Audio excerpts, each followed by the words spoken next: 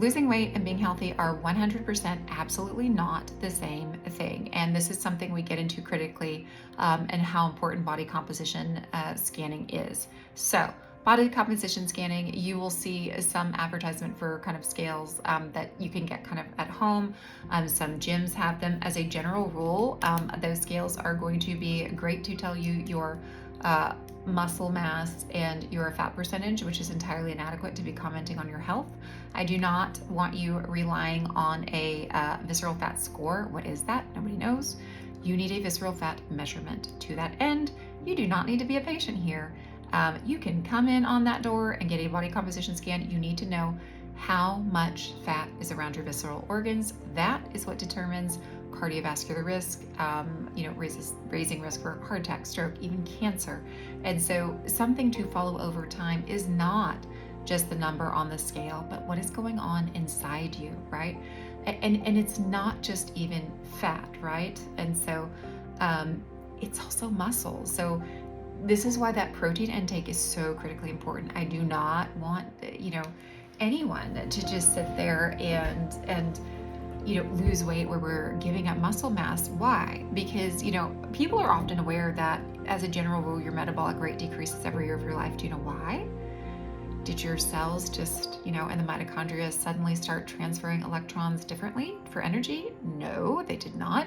What happens is, as we age, in the absence of intentional adequate protein intake and intentional strength training, you're going to lose some of your muscle mass every year, and that is the reason why your metabolic rate goes down. So if you don't want to be part of that, and if you want to still have those calories to eat, we care a lot about retaining muscle mass and engaging in strength training.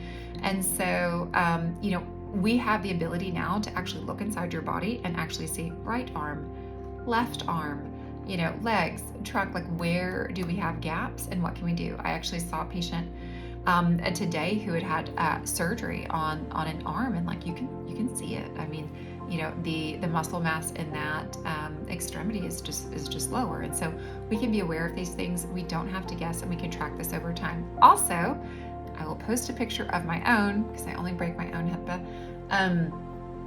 of my own body composition scan, because I had surgery in December and I was off for 2 months without any resistance training. You know that you're just going to shed muscle then. And so I intentionally got a body composition scan before going back to the gym. Yay, UMC Connect, love you. At any rate, and so, it was bad. I was annoyed. It was not great. But here's the thing, in literally just like 8 days, because I'll tell you what really happened is I start doing everything perfectly, eating really well, and then I'm going to the gym and lifting and proceed to gain 2.5 pounds in a week on the scale. At which point this part becomes off kilter. And, I will very openly say with patients, I am really, really good at this because I've 100% done all of the crazy. And so like a crazy person, I went back and repeated my body composition scan 8 days later. And so what's interesting about that is in just those 8 days and 4 lifts, yes, I did in fact gain 2.5 pounds on the scale. However, that gain of 2.5 pounds was a loss of 0.3 pounds fat and a gain of 2.8 pounds muscle. Therefore, in terms of health gains, huge. And I got out of the red part on the graph. It's in the good part now. And so again, we want to push that conversation beyond that, even though I always tell patients like, hey, look, just by the data, surveillance weighing critically important. I also tell patients, hey, weight isn't everything, right? And at some point we want to be looking inside you to know what that body composition is, so that we can be working on visceral fat. I don't care if you have a normal BMI. If your visceral fat's high, that is not healthy.